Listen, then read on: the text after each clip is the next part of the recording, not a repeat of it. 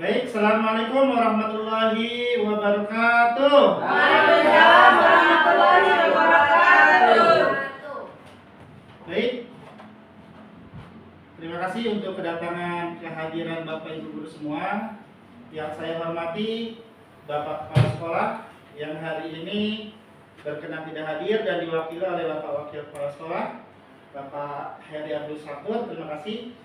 Dan Bapak Ibu Guru semua, terima kasih sudah menyempatkan dari kesibukannya untuk menghadiri undangan acara saya ini. Terima kasih banyak. Pertama-tama marilah kita panjatkan puji serta syukur kita kehadirat Allah Subhanahu wa taala yang mana kita hari ini masih diberikan kesehatan, nikmat, sehat walafiat. Amin ya rabbal alamin.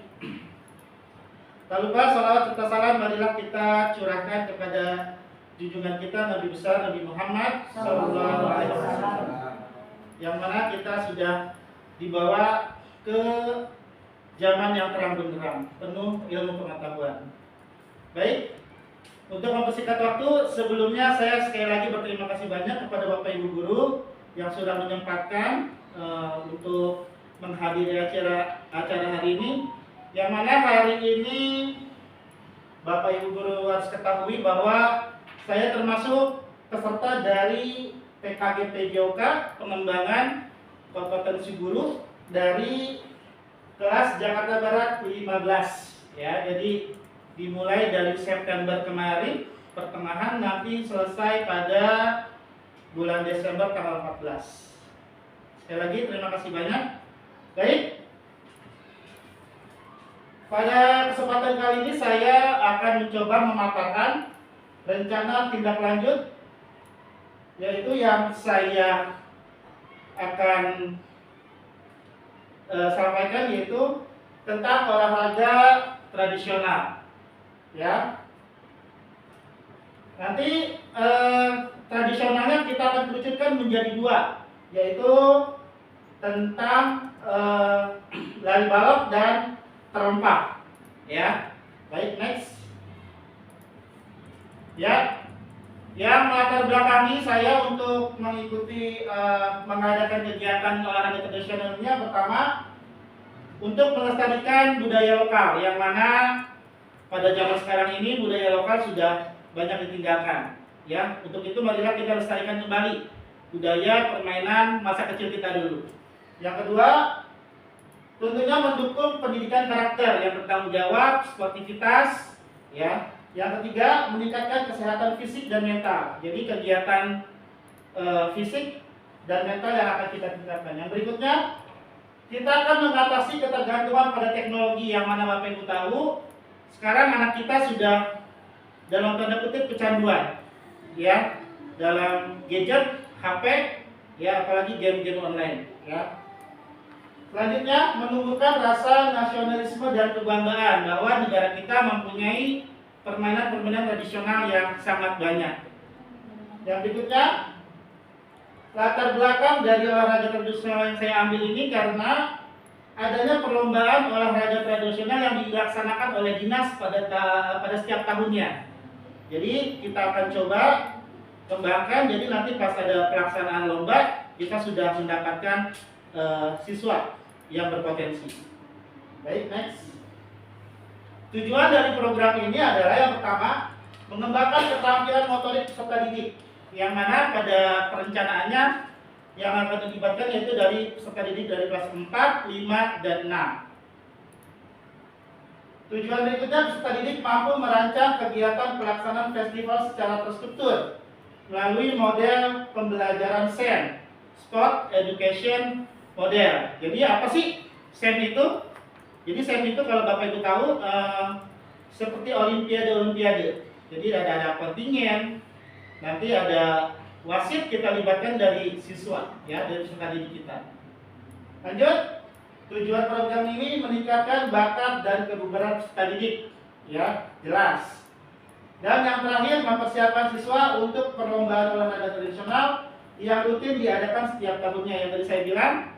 Jadi yang latar belakang saya mengambil kegiatan ini adalah karena setiap tahunnya kedinasan ada lombanya berjenjang ya.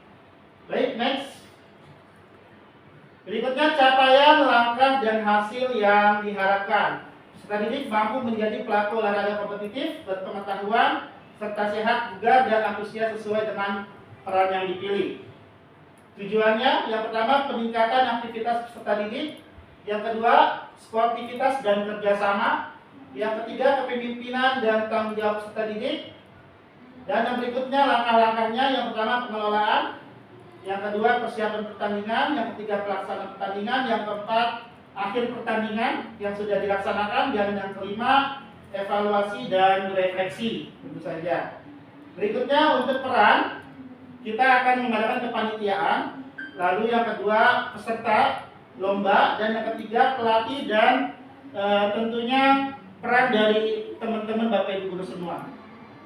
Yang keempat, wasit. Kita rencananya kita akan adakan wasit di peserta didik. Jadi semua bersumber pada peserta didik semua. Dan yang kelima, kita akan libatkan dokter kecil yang ada pada sekolah kita untuk mengantisipasi kejadian-kejadian yang tidak kita inginkan. Baik, lini masanya yang saya targetkan yaitu pada tanggal 16 Desember 2024. Kalau tidak salah 3 hari rencananya, 16, 17, dan 18. Ya. Jadi program pendeknya ini pada tanggal 16, tapi pada program panjangnya rencana saya ini kita akan berdiskusi untuk menjadikan ekstrakurikuler. Semoga nanti disetujui. Jadi nanti kalau sudah ada undangan untuk perlombaan, anak-anak kita sudah siap. Gitu. Baik. Peserta didik menentukan perannya masing-masing sesuai minat dan keinginan mereka untuk jadi pemain, ofisial, wasit, atau perangkat pertandingan. Yang sudah saya jelaskan tadi, jadi wasit kita akan ambil dari siswa, fotografer juga sama dari siswa, ofisial juga. Jadi kita libatkan siswa untuk belajar. Kita sebagai guru hanya sebagai fasilitator saja, motivator saja di belakang layar. Ya. Oh, sudah dijelaskan. Guru sebagai fasilitator, motivator, dan pembimbing. Dan yang terakhir, siswa sebagai peran utama yang bertanggung jawab segala keputusan. Jadi segala keputusan ada di peserta didik. Yang tentu sebelumnya kita akan briefing terlebih dahulu. Baik, next. Baik, ini adalah struktur program dan mitra dalam komunitas belajar kita. Jadi kegiatan ini bukan saya pribadi, jadi kita akan libatkan dalam komunitas belajar kita 14 ceria, ya, Ceti Monggo. Baik, ini adalah kegiatan kurikuler yang pertama, yang kedua peserta didik yang terlibat yaitu dari kelas 4, 5, dan 6. Waktu perlombaannya dari 16 Desember 2024. Dan yang keempat penanggung jawab adalah kelompok belajar sekolah 14 ceria. Ini adalah struktur gambaran dari olahraga tradisional yang kita akan laksanakan. Yang pertama penanggung jawab tentunya dari kepala sekolah kita, Bapak Sugianto. Yang kedua ketua, Bapak Wakil, Bapak Heri Abdul Syakur. Dan yang berikutnya koordinasi itu Ibu Gina, dokumentasi Pak Aan, dan sebagai motivator dorongan pada siswa yaitu saya sebagai guru PJOK. Baik, next. Baik, berikutnya pernyataan tentang kapasitas yang dimiliki kelas atau sekolah kita. Jadi aset yang ada pada sekolah kita. Ya, apa saja? Yang pertama, kepala sekolah yang berkualifikasi S1, guru kita yang berjumlah 13 orang, yang semuanya alhamdulillah berkualifikasi S1, bahkan ada yang S2. Selanjutnya, aset sekolah kita yaitu berupa peserta didik dari SD di Kedung 14 pagi yang berjumlah 350 siswa. Dan berikutnya halaman sekolah kita yang sangat luas dan memadai. Dan yang berikutnya alat yang dimiliki, peralatan seperti toa, sound, perlengkapan olahraga yang lengkap, dan lain-lain. Dan yang terakhir aset yang kita miliki yaitu memiliki akses jalan dan jaringan internet yang sangat baik. Next. Berikutnya rencana evaluasi. Evaluasi tujuan pembelajaran. Yang pertama, kita akan adakan wawancara guru dan beberapa siswa dari berbagai peran, memberikan umpan balik, refleksi guru, evaluasi kerja tim, evaluasi penerapan konsep fair play, selanjutnya evaluasi manajemen kelas dan pengelolaan waktu, dan pengembangan perbaikan dan perubahan. Lanjut. Baik, kita sudah masuk pada tantangan. Kira-kira tantangannya apa nanti? Ya, pada pelaksanaan tanggal 16 itu. Yang pertama, pengelolaan waktu yang padat karena bertepatan pada pengolahan nilai. Ya. Yang kedua, musim penghujan dan lapangan yang licin apabila ada tergenang air.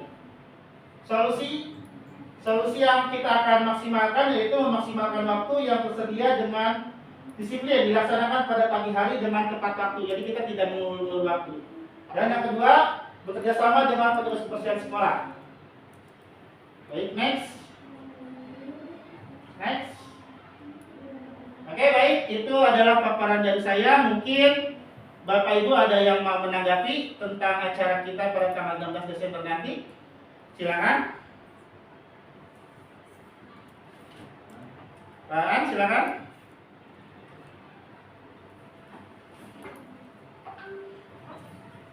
Ya baik, terima kasih Ahmad ya atas kesempatannya. Jadi alhamdulillah cukup menarik juga yang sudah disampaikan terkait olahraga tradisional ya. Ya.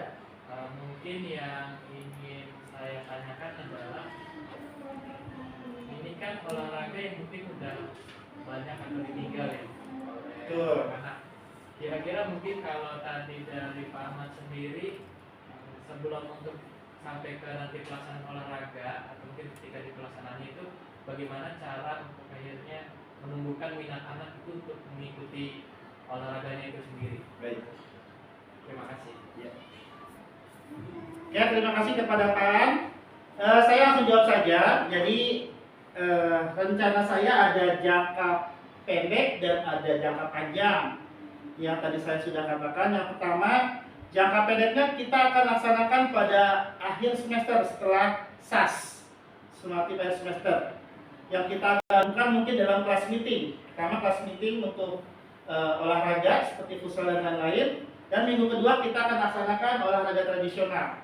Nah, jangka pendeknya itu rencana saya akan dilaksanakan pada hari Selasa setelah senam bersama apabila waktunya memadai. Atau kita akan buat kesepakatan, kita akan buat ekstrakurikuler khusus. Jadi siapa tahu nanti dari sana kelihatan dari bakat-bakat dan minat siswa. Begitu. Baik, ada lagi? Ya, silakan.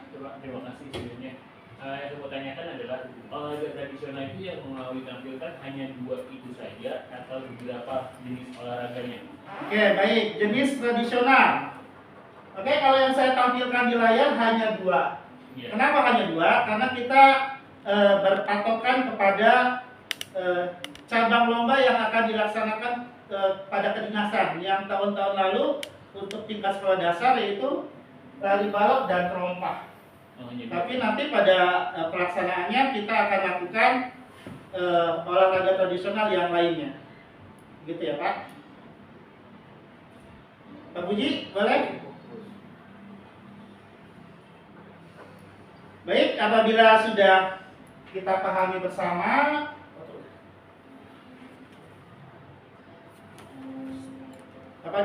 dipahami bersama, terima kasih banyak untuk kehadiran Bapak Ibu semua. Semoga acara yang kita akan laksanakan nanti akan berjalan dengan lancar. Amin ya Rabbal. Setelah cuaca yang mendukung, mudah-mudahan cuacanya mendukung. Baik, sebelum kita akhiri, marilah kita baca hamdalah bersama-sama. Alhamdulillah. Baik, sekali lagi terima kasih untuk kehadiran Bapak Ibu guru semua. Saya akhiri billahi taufiq wal hidayah. Assalamualaikum warahmatullahi wabarakatuh. Waalaikumsalam warahmatullahi wabarakatuh.